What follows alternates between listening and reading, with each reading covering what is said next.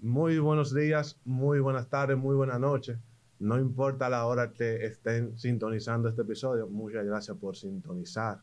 En este episodio yo tengo una persona, tengo una joven, una mujer que tengo mucho tiempo siguiéndola.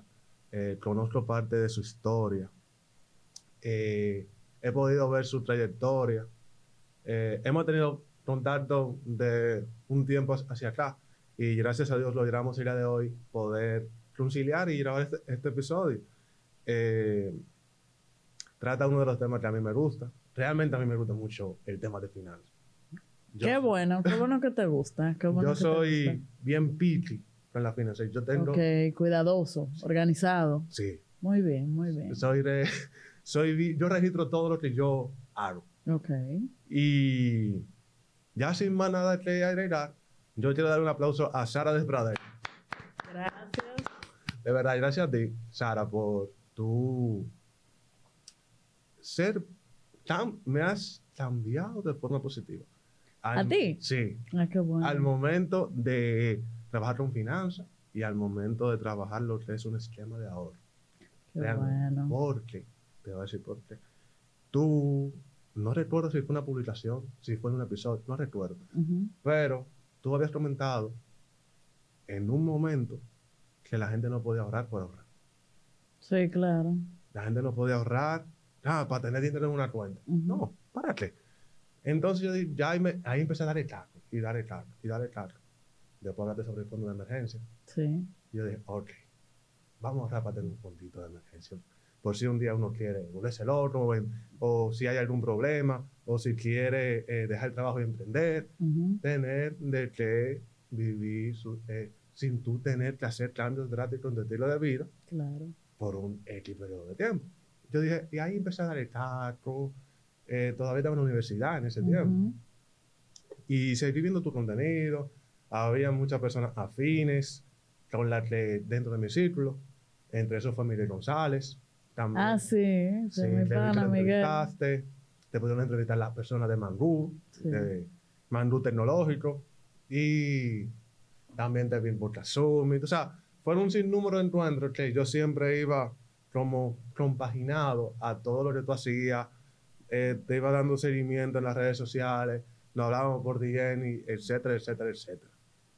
Pero, antes de entrar en el tema de la Sara Desbrader que todos conocen, ¿quién es Sara de pequeña?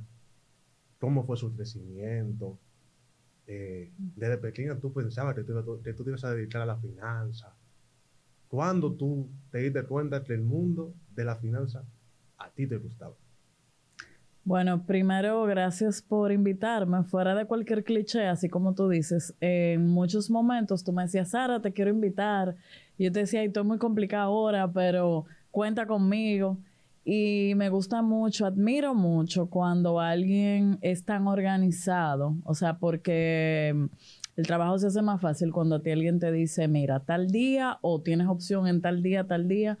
Creo que esa organización impacta todo en nuestra vida. Y hoy en día la gente es muy, digamos que, desorganizada. Sí. Entonces, cuando veo un joven así como tú, entiendo que vas a llegar muy lejos solamente por esa persistencia y por ese alto sentido de organización que tienes. Gracias. Yo siempre me he definido como alguien muy creativo. Entonces, esa creatividad no necesariamente conecta con lo financiero. Okay. Conecta desde el punto de vista de que si yo doy hacia atrás, yo he sido auténticamente emprendedora toda la vida. Tuve la dicha de crecer en una familia numerosa, muchos primos. Yo soy la hermana mayor y somos 4 hermanos.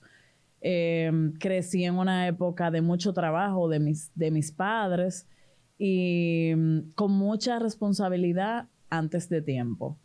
Cuando yo salí del colegio, bueno, durante todo yo recuerdo que, no sé, siempre leía muchísimo, igual que ahora. pero yo soy lo más, algo que me enorgullece es que soy lo más parecido a esa esencia mía de niña. O sea, yo no siento una brecha entre esa Sara de ese momento y la de ahora.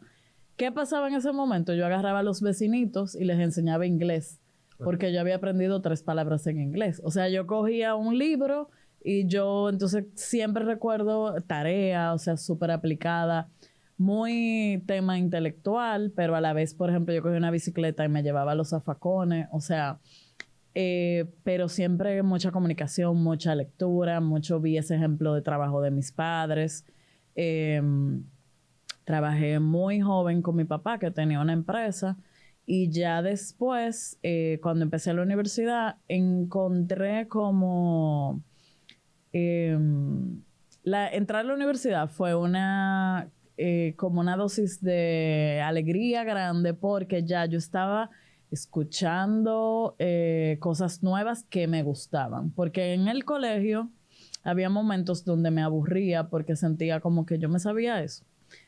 Pero en la universidad, yo era la típica, en ese momento había que entrar a la biblioteca y ponerse a hojear, pero teniendo un sueldo muy jovencita y teniendo quizás todo en mi casa, siempre se nos enseñó el tema del trabajo, trabajé todo el tiempo, pero yo veía una ropa, por ejemplo, barata, se usaba cuando eso la Canchita, que era una tiendecita en La Núñez, y yo compraba ropa y la vendía. Hacía un catálogo de la nada, vendía ropa interior por catálogo. O sea, como que emprendía por deporte. Aunque tenía un sueldo y tenía ingresos y no tenía necesidad de emprender. Ya luego, cuando me casé muy joven, me casé a los 22, uno de mis hijos me rompió un collar y yo hice un curso de joyas. Entonces, yo tengo una parte artística muy desarrollada, soy fotógrafa, gané un concurso y en ese concurso el premio era cursos profesionales de fotografía. Y entonces yo toda esa parte de fotografía la plasmaba en un blog que se llamaba Buenas Vibras. Entonces, en ese blog yo, estando bien, diseñaba joyas, las vendía, como que creé una marca, hice un lanzamiento. O sea, pero todo eso era en paralelo de dirigir una empresa en la parte administrativa que tenía 200 empleados y 15,000 clientes. Entonces, yo tenía era Doña Sara muy joven. Y altas dosis de responsabilidad, toda una vida muy... ya a los 27 yo tenía 3 hijos. Y nada, básicamente como que bien joven, era súper... súper, me gustó mucho estudiar. Siempre he sido fanática de la educación, de compartir con la familia, de los sueños. O sea, siempre soñando, quizá más de la cuenta. Y muy aplicada, muy aplicada. Ok. ¿Qué te estudiaste? Administración de empresas en INTEC. Ok. ¿Y por qué? Porque me esperaba una empresa para administrar. Entonces, yo ir estudiando e ir aplicando, a mí me tocó una época en la empresa familiar donde yo tuve que ir despidiendo personal que no se adaptó a la evolución tecnológica de que fueron introduciéndose los sistemas. Y fue muy doloroso porque yo era la niña que ellos habían visto crecer. Entonces, yo llevaba recursos humanos. Entonces, era muy... por un lado, tenía que ser muy fuerte porque me tocaba primero elegir, y tú vas desarrollando como un sentido de entender, fulano da para tal cosa. O sea, con muy pocas...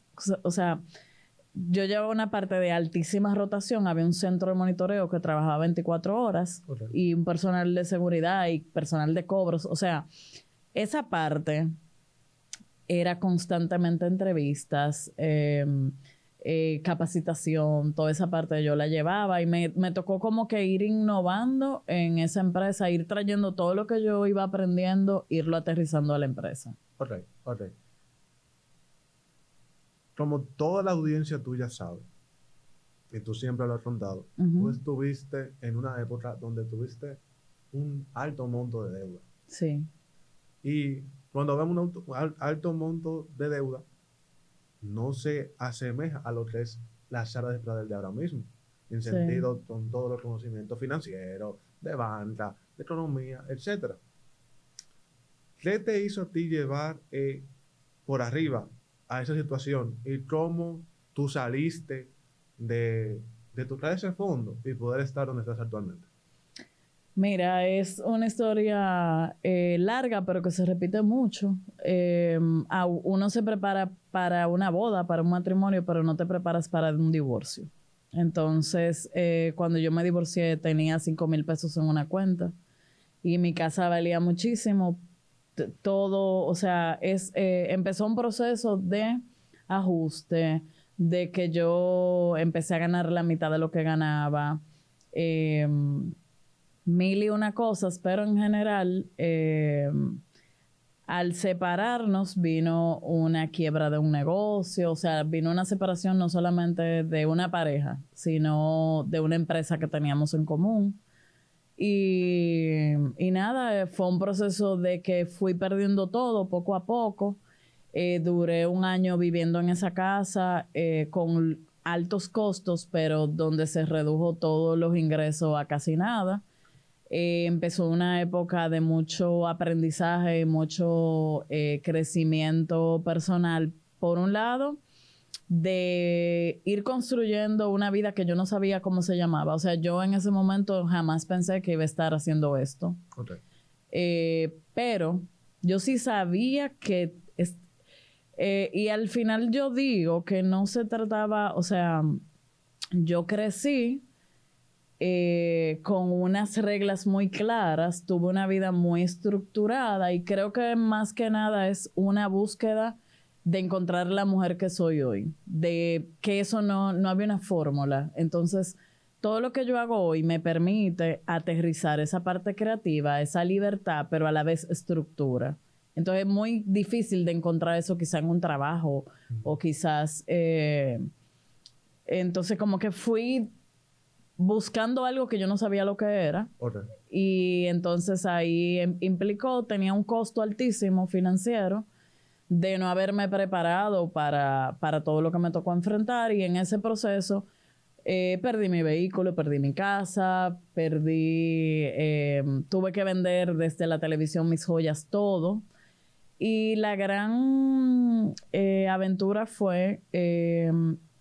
cada día yo despertaba con la visión de que ¿qué voy a hacer hoy para salir adelante? Entonces yo cuento que entonces ahí empezó una carrera como blogger. Yo escribía mi blog, ahí compartía mis fotos, compartía muchos mensajes positivos que a quien le servían era a mí.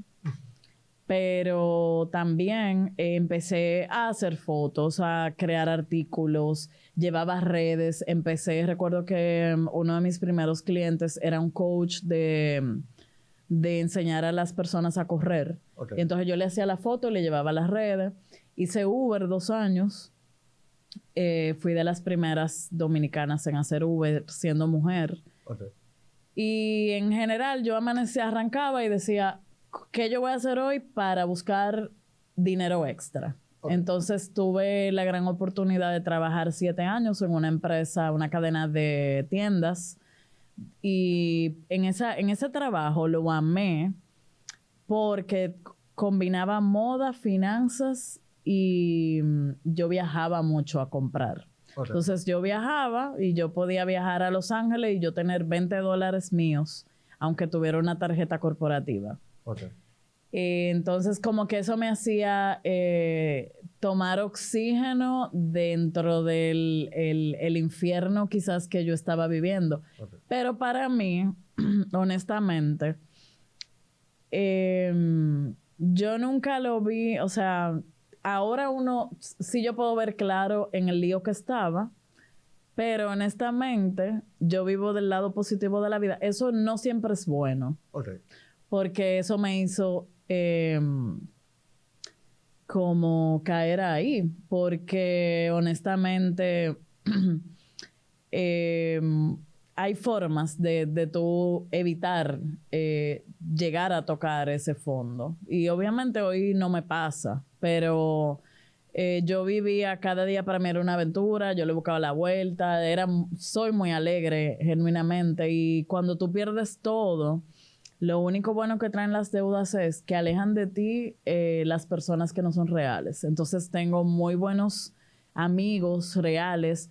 También, para que tengas una idea, hubo una época que yo trabajé en un gimnasio y, por ejemplo, antes de eso yo nunca había ido a un banco a hacer una fila porque yo tenía mensajero, chofer.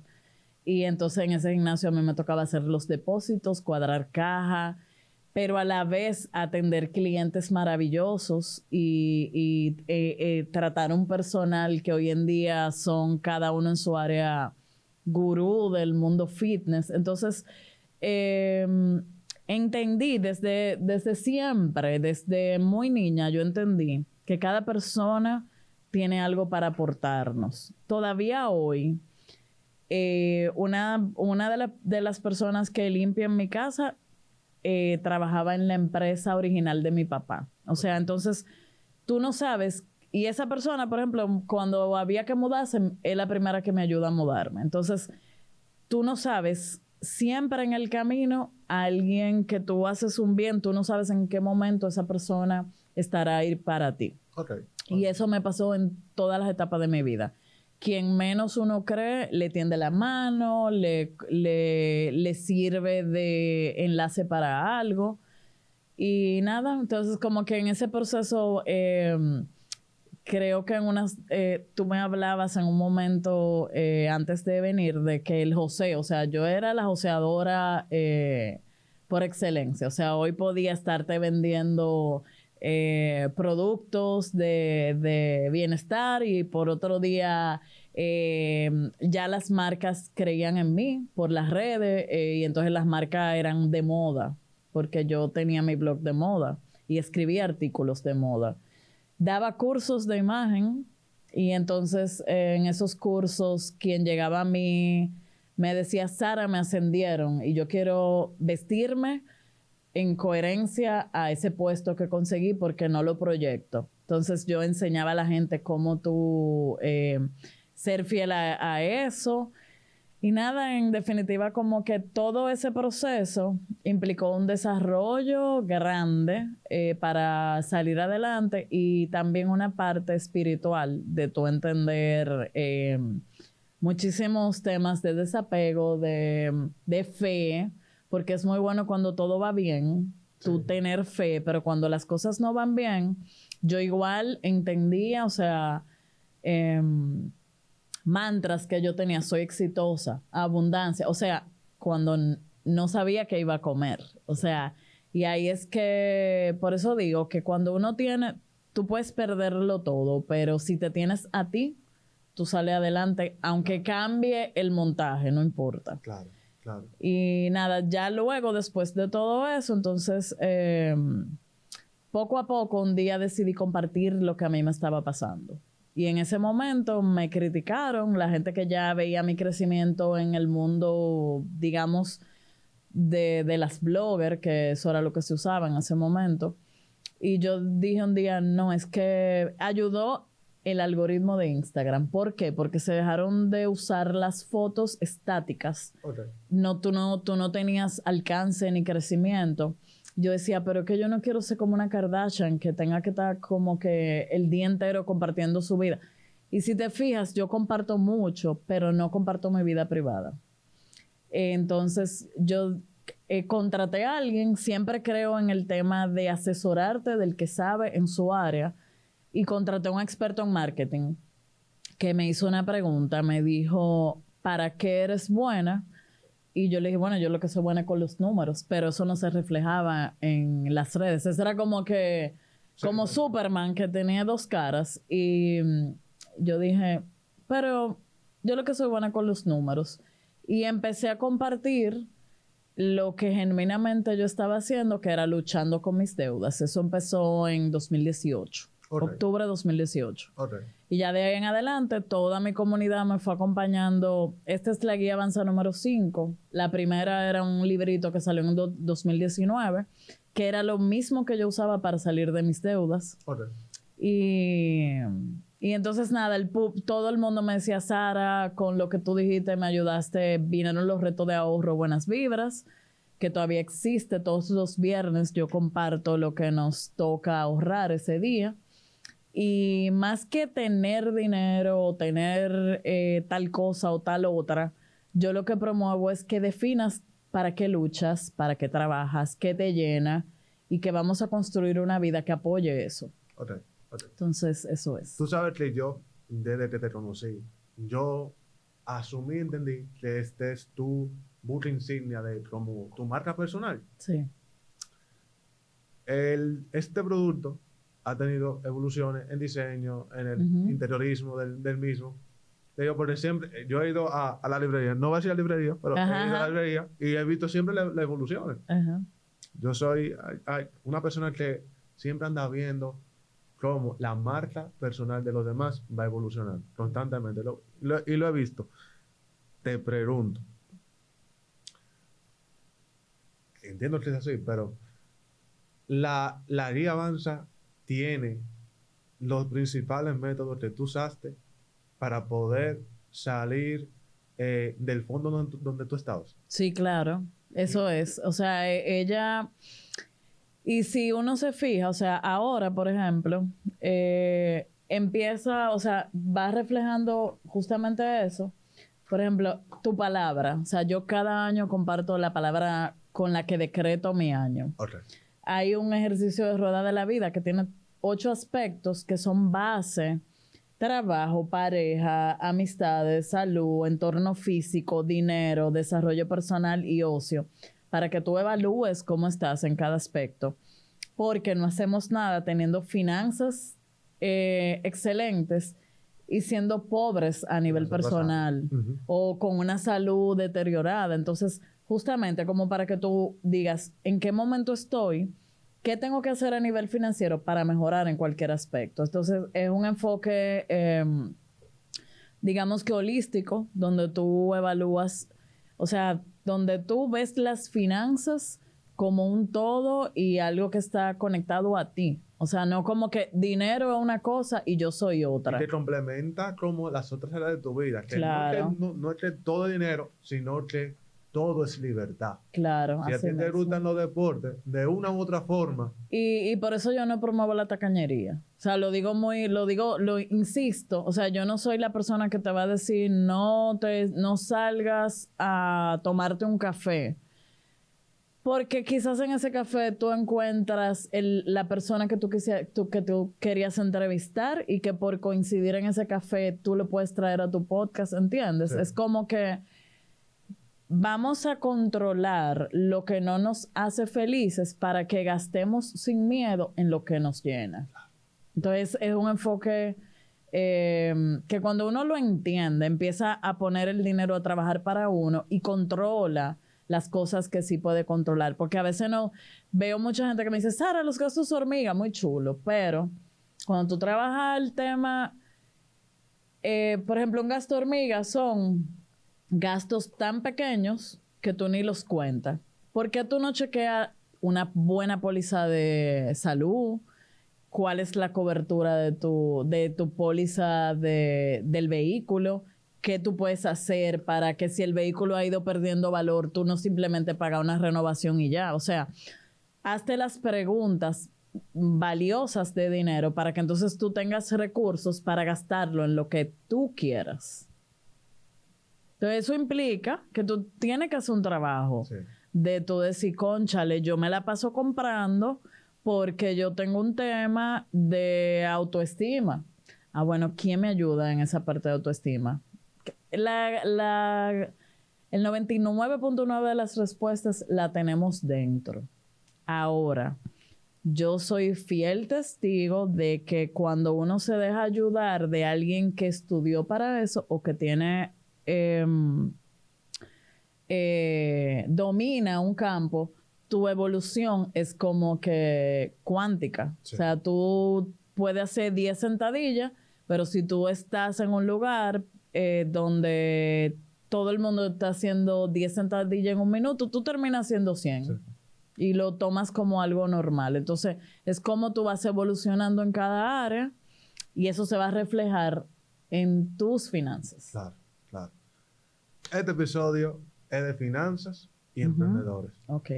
Tú sabes que nuestro podcast se basa en emprendedurismo. Siempre estamos apoyando lo que son todos los emprendimientos. Estamos apoyando y somos entusiastas de esos negocios que se siembran y en el futuro cosechan. No el trabajo fácil, sino trabaja inteligentemente. Excelente. Hay una peculiaridad que tenemos todos los emprendedores al momento de empezar con cualquier tipo de proyecto. La división de las finanzas personales y las finanzas del proyecto. Yo me di cuenta por lo menos a tiempo, porque yo lo que hice o hacía cuando era más joven, yo siempre, igual que tú, me la pasaba vendiendo, comprando y vendiendo. comprando y vendiendo, y así pude armar ese capital. Lo que hacía era que el capital no lo tocaba, no lo toco, el capital no lo toco. Okay. Y al trabajar, saber, porque al tú tener un trabajo seguro, te da cierta seguridad para tú poder gestionar tus cosas personales. Y en el momento de emprender, tu capital crece. Pude distinguir esa diferencia temprano y me he podido manejar de esa forma. Pero hay personas que al momento de emprender se comen los caramelos que genera el proyecto. ¿Cuáles son los consejos y tips para una persona que esté emprendiendo? ¿Cómo poder dividir esas finanzas?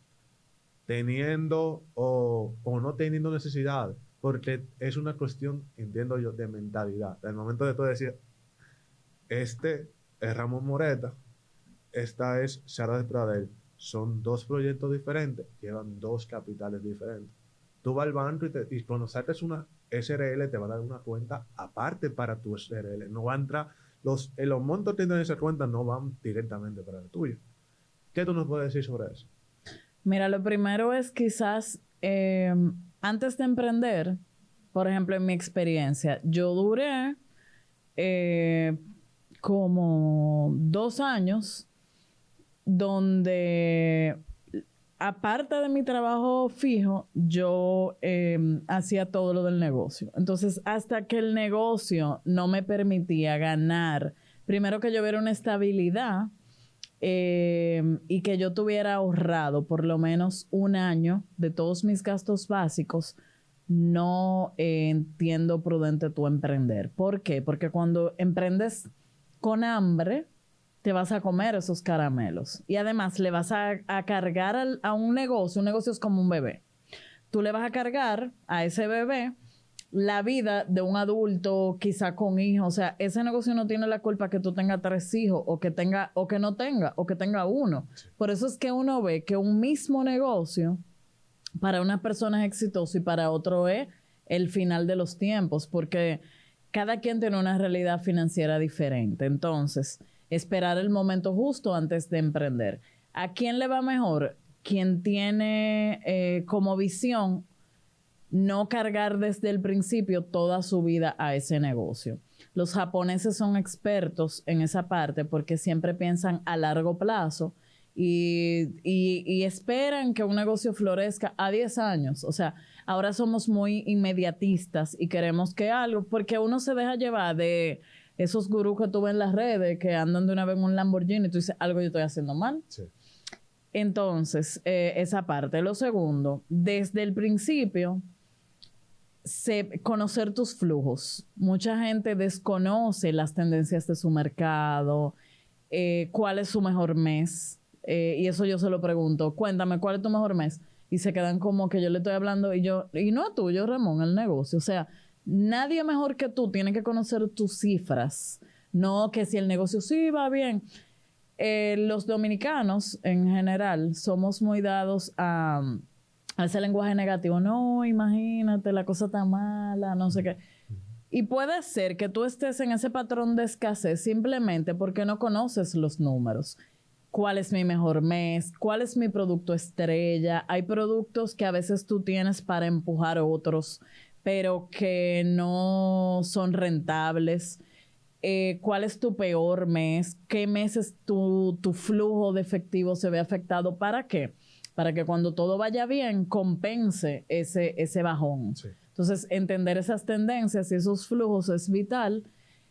quizás separar las cuentas desde el inicio, una cuenta para el negocio y otra cuenta para la parte personal.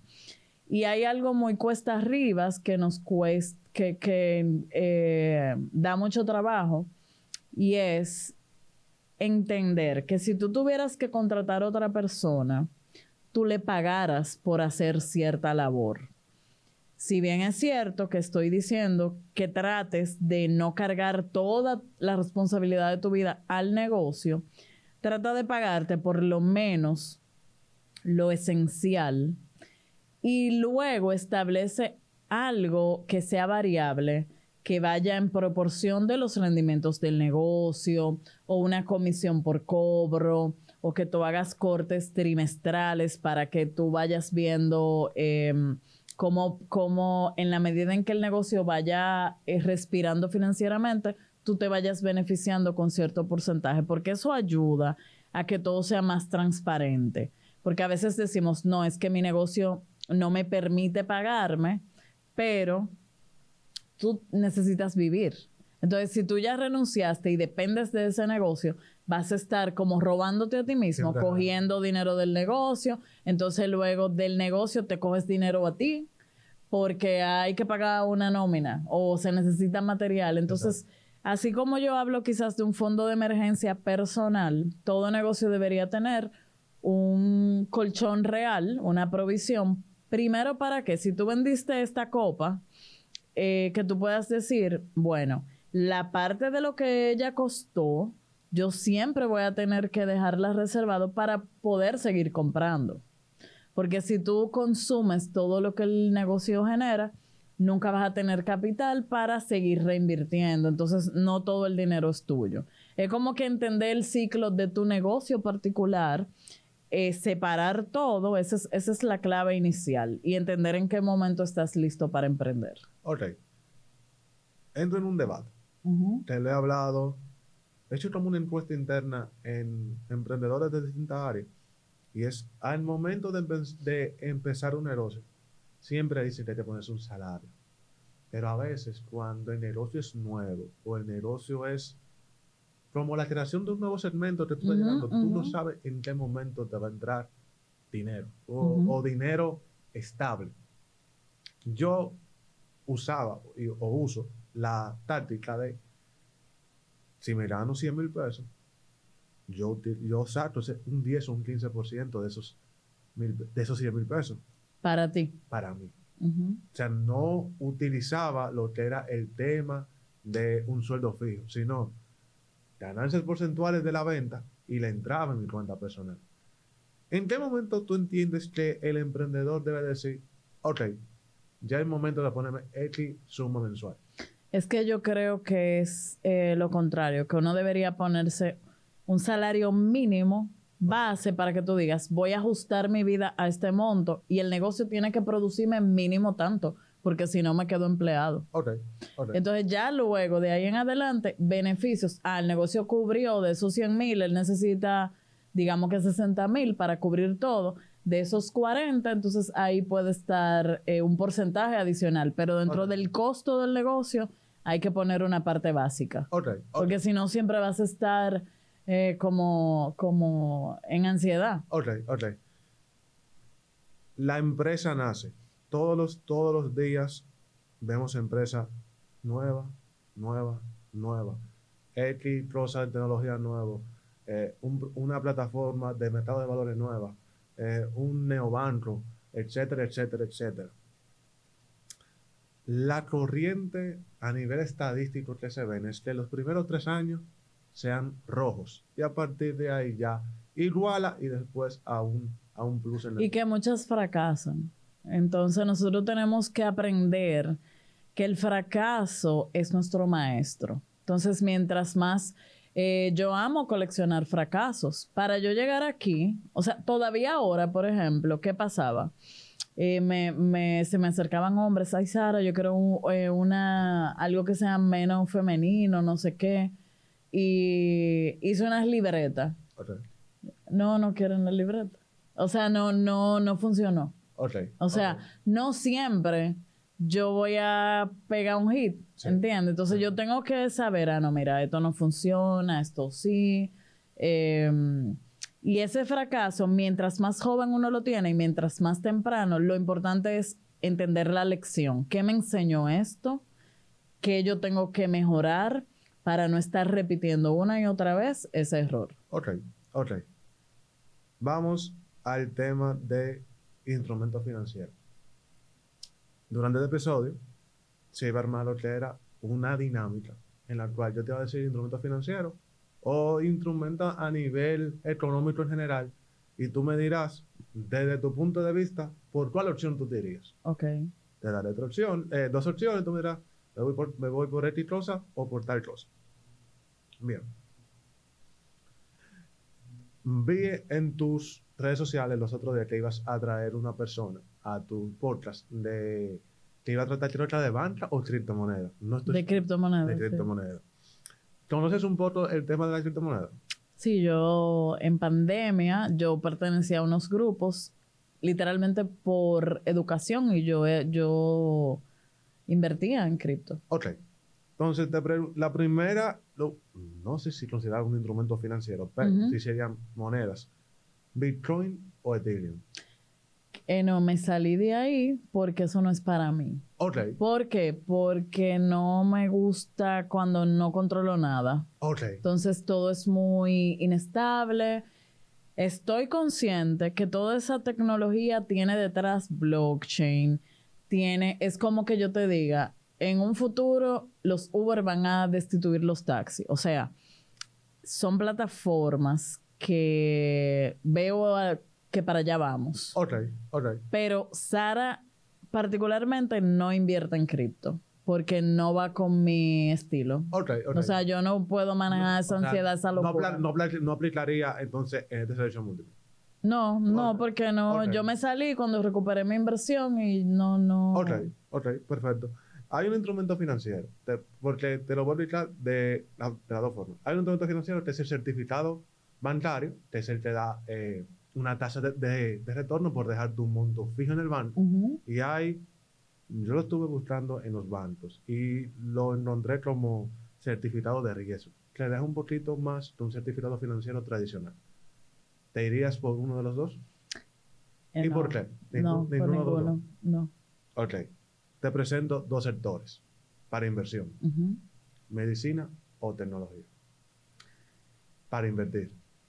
Ambos. O sea, lo que pasa es que yo creo que hay que hacer un portafolio y, por ejemplo, con el mismo tema de las cripto, va a llegar un momento en mi vida de evolución donde yo diga, mira, o sea, porque el dinero que tú inviertes en ese tipo de mercado tan volátil, tú tienes que estar dispuesto a perderlo. Ok.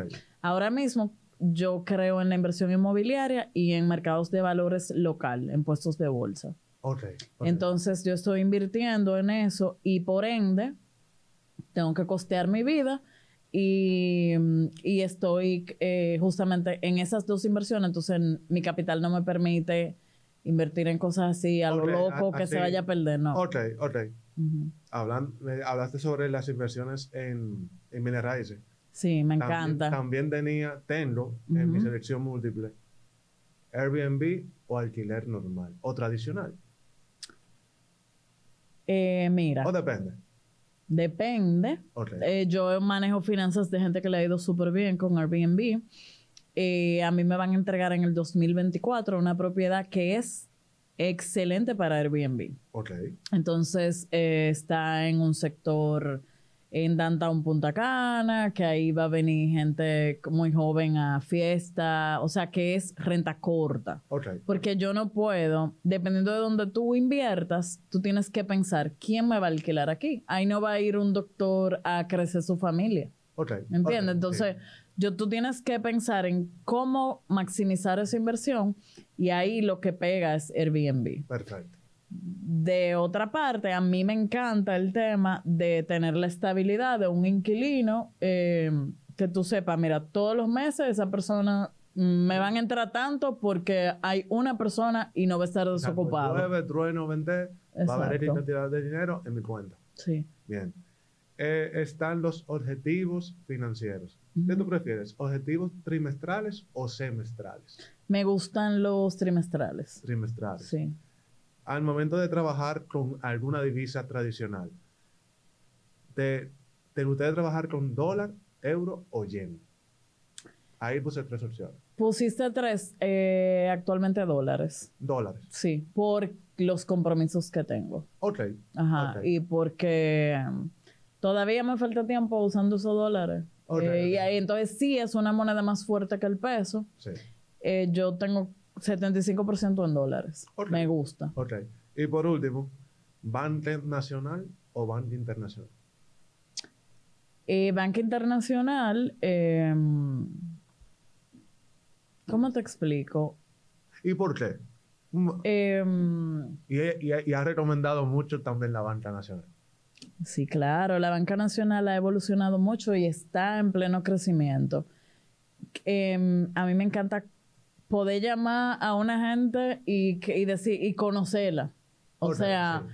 fulana, cuéntame, mira, necesito, o sea, eso para mí no tiene precio. Y para mí el mejor banco es en el que tú tengas esa persona que, por ejemplo, en pandemia yo sufrí varios, no sé por qué, pero de todas mis cuentas me hackeaban. O sea, muchísimo fraude. Ok. Todos los bancos me respondieron, pero donde fue el fraude mayor es donde yo tengo mi cuenta y llamaba a mi oficial. Mira, o sea, eran de que cargos en Facebook, pero muchísimo cargo. Ok. Y que esa persona, en un momento que uno no podía salir de su casa. Yo recuerdo que una vez yo tenía COVID y esa persona fue a llevarme el contrato del préstamo hipotecario de mi casa. O sea, eso no tiene precio. Sí. Entonces, eso yo no lo voy a tener. Para el banco no sé qué quién en Estados Unidos, yo no soy nadie. Sí. Sí. Entonces, como que esa parte me gusta Ni mucho. la firma digital vale, ni no hay forma. Sí, que sí, sí. uno va- Pero, al igual que hay que diversificar, yo sí entiendo que pronto parte de mis ingresos sí hay que ir creando una empresa por allá. Ok. Por el mismo tema de YouTube, de toda esa parte digital, que quizás tenga más ventajas fiscales desde allá. Ok. Ok. Para ir cerrando, Sara, ¿cuáles son tus próximos pasos a seguir? ¿Qué tú nos puedes decir de los próximos que puede venir de Sara Despradel? ¿Y qué podemos seguir esperando de ti a nivel... Tú sabes que, gracias a Dios, o sea, yo mantengo ese espíritu creativo. Estoy en un momento donde tengo más ayuda. Tengo ya justo 1 año con un asistente, un equipo, todo un equipo. Entonces, al tener más ayuda, se me hace más fácil como que fluir, pero todo depende mucho de mí todavía. Ok. Estoy contratando asesorías, estoy automatizando ciertas cosas para irme liberando. Hay otras, como el manejo de mis redes, soy yo, porque eso es literalmente porque quiero.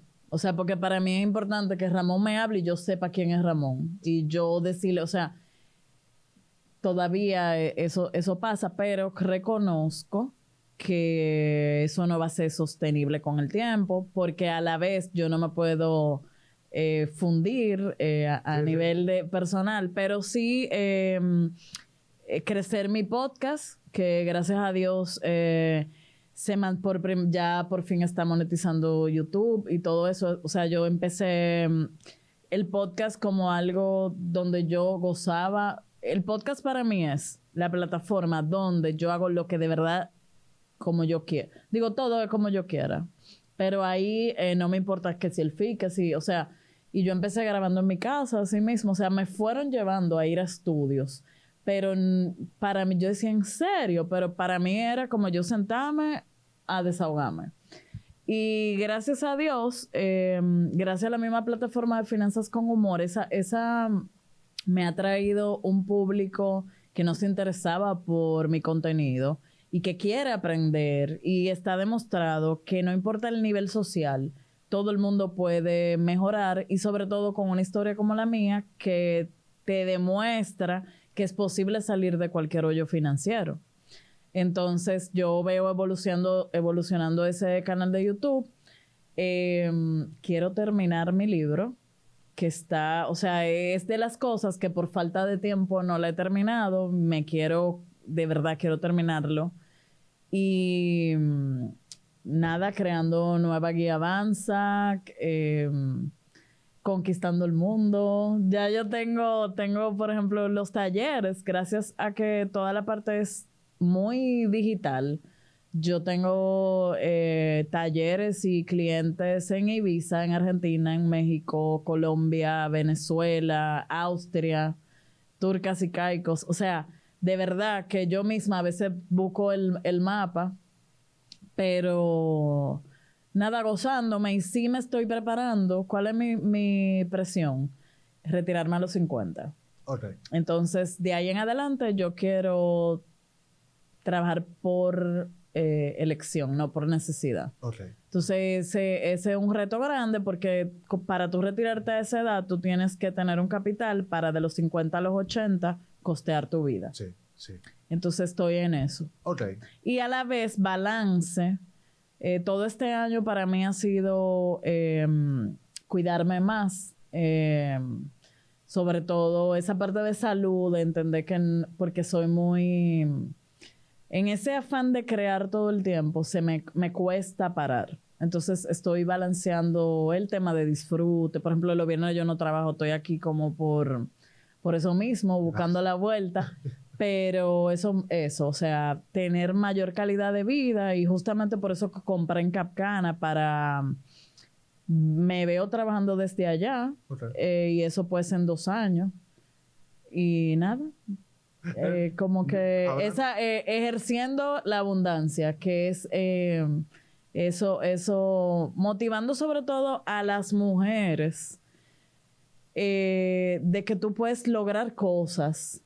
Y lo digo así porque tú puedes ver un hombre millonario y tú dices, wow, fulano, pelotero, o tal cosa. Pero cuando tú ves una mujer que le ha ido bien, tú dices, ¿y quién le estará dando dinero a esa? ¿O qué estará haciendo? Eso. Entonces yo quiero, por eso no me canso de decir, señores, me ha ido bien.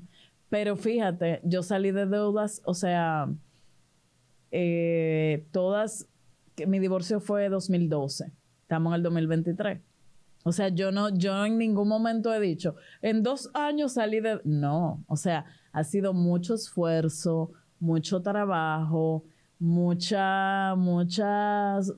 temas, muchos retos, que no es mágico. O sea, soluciones mágicas, todo se esfuma. Okay. Y entonces yo creo mucho sí que yo soy muy constante, muy perseverante, muy disciplinada. Si yo te digo a tal hora, a tal hora. Si yo te digo tal cosa, y mi palabra vale mucho. Entonces, como que esa parte, en un medio tan retador, creo que esa es mi carta de presentación. Okay. Y no sé para dónde voy. El COVID me enseñó a quitar esa parte súper planificada. Yo no te sé decir en 1 año dónde voy a estar. Porque no veo la vida así. Okay. O sea, tengo como un orden, pero yo tengo esa parte. La semana pasada andaba con una amiga en el parque. Ella me dijo, Sara, ¿qué tú vas a hacer? Yo, no sé, vámonos para Santiago. O sea, tengo esa parte aventurera, entonces no sé dónde voy a estar el año que viene. Antes de hacer el episodio, se me generó una pregunta en mi cabeza. ¿Tú entiendes que el COVID ha hecho, a nivel empresarial lo hizo, que fue que hizo que las empresas se amarraran de las tendencias? Están agarradas a la tendencia de la tecnología, de lo que es la inteligencia artificial, de lo que es los procesos sistemáticos automatizados, y van en el camino que estaba muy alejado del nivel empresarial. Sí. ¿Tú entiendes que las finanzas van en el mismo camino después del COVID? Claro. O sea, no, que evolucionaron. Sí. Sí. Pero, y también digo, por ejemplo, la forma de ver las finanzas. ¿En qué sentido? Yo conozco mucha gente que después del COVID han creado y conocen más el concepto de guardar el dinero. Claro. De tener un resguardo. De tener esa seguridad de 6 meses, 9 meses, un año. Pero mira, Ramón, también, o sea, mucha gente me decía, cónchale, Sara, por fin entendí lo del fondo de emergencia. Pero por otro lado, es como uno ve por ahí que dicen, íbamos a aprender con el COVID, al final no aprendimos nada, porque también a la vez hay un ímpetu por vivir, por me voy de viaje, ay, si no trancan, o me voy a dar un gusto. O sea, como que están esas dos fuerzas al mismo tiempo y al final estamos en una sociedad muy endeudada, muy, tengo que salir a trabajar de más, me tengo que desgastar porque para mantener el nivel de vida que llevo, dejo el forro en el camino, Sí. Me estoy generando más necesidades de la cuenta. Y lo difícil es tú entender cómo controlas esa parte irracional que todos tenemos. Todos tenemos un niño malcriado de 2 años adentro. Sí, sí. Entonces, como que lo difícil es, estoy consciente, pero tú dices, ay, después se resuelve. Sí. Entonces, lo más, en enero, todo el mundo quiere ahorrar, pero a medida que va subiendo el año, hoy que yo subí el reto, 3 gatos. O sea, pero en enero, un boom. Sí. Nosotros, el podcast siempre cierra el episodio o los episodios con la misma pregunta. Pero en este episodio en particular quiero variarlo un poquito debido a que tú transmites como un poder de empoderamiento femenino. Ok. Así es el segmento. Entonces, en vez de yo decir, ¿qué consejo tú le das a un emprendedor que tiene emprendimiento poder? ¿Qué consejo tú le das a ese grupo de emprendedoras natas que tienen su finanzas organizadas, tienen su vida cuadrada, no andan desfifarrando el dinero y lo que tienen es un nivel no de ambición, sino como de crecimiento interno para poder ser mejores mujeres en el futuro, poder sacar su familia adelante, poder emprender un proyecto de cualquier sector y poder seguir escalando a nivel personal a largo plazo? ¿Qué consejo tú le das a esas mujeres que quieren emprender y no han podido por X o Y razón? Ah, que no han empezado. Sí. O te tienen su idea en su cabeza y no quieren sacarla por miedo de ¿qué opina fulano? ¿Qué opina mi esposo? Buenísimo, buenísimo, Ramón. Miedo es hermano de una palabra que empieza con J. Pero en general, una persona que no quiere avanzar tiene que abrazarse al miedo. Y tú tienes 2 opciones. O te abrazas al amor, a la abundancia. ¿Qué es la abundancia? De todo lo que yo tengo, ¿cómo yo puedo ponerlo al servicio de los demás? Porque alguien va a necesitar ese aporte que yo haga. Mi emprendimiento, lo que sea que yo haga, en la medida que tú lo conectas con tu propósito y no es forzado, no es, mira, se está usando mucho qué sé yo, clínica estética. Voy a poner un centro de estética porque todo el mundo está muy en auge. Si eso no es lo tuyo, no va a prosperar. O sea, encuentra primero cuál es tu voz, qué es lo tuyo. Pero en ese proceso en lo que tú encuentras, actúa.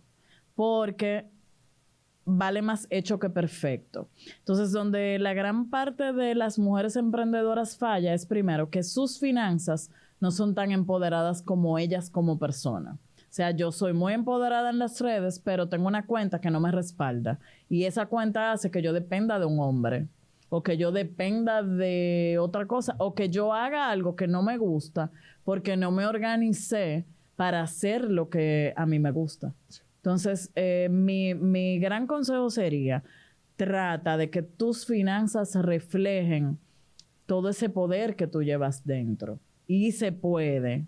Todos podemos tener un futuro distinto si así trabajamos para ello.